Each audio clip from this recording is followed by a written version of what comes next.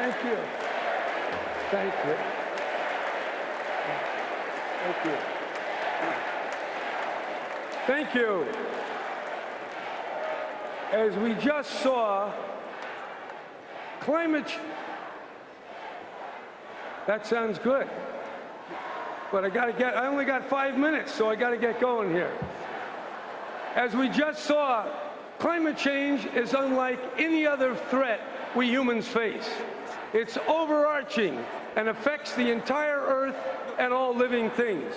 It's slow, it's relentless, it is subject to irreversible tipping points and vast unknowns. Combating climate change, the existential threat of our time, will take heroic effort on the part of many people and many nations. Make no mistake, climate change is real. The vast majority of world leaders and climate scientists, like those at NASA and the Department of Defense, indeed, almost anyone who chooses to think, believes in the science of climate change and sees the moral imperative to take action. But you wouldn't know it by listening to Donald Trump. Last week at the Republican convention, for 76 long and painful minutes, Trump conjured up a host of dark threats, but never once mentioned the words climate change or global warming. What do you expect? Trump represents a party with officials who have banned state employees from even using those words in Florida, and who else knows where else. Trump says global warming is a hoax. I say Trump is a fraud.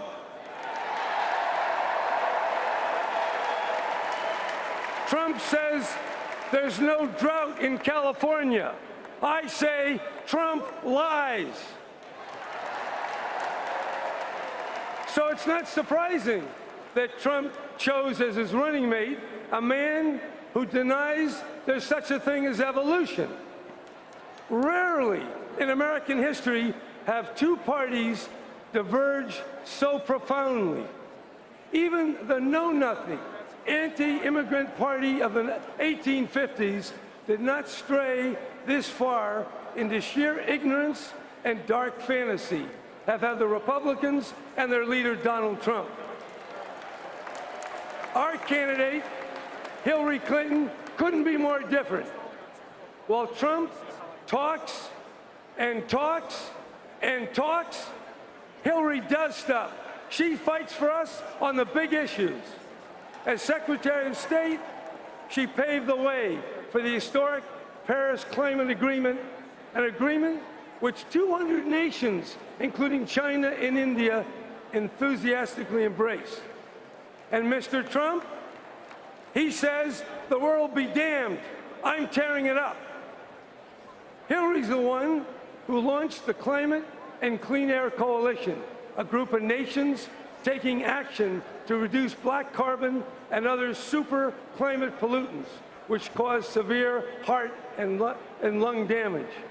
And from her first day in office, President Hillary Clinton will do what's needed to combat climate change and lead the clean energy revolution. And yes, we do need a revolution, and we're going to get one. We know something about that in California. We have solar, wind, zero-emission cars, energy efficiency, and yes, a price on carbon. We're proving that even with the toughest climate laws in the country, our economy in California is growing faster than almost any nation in the whole world.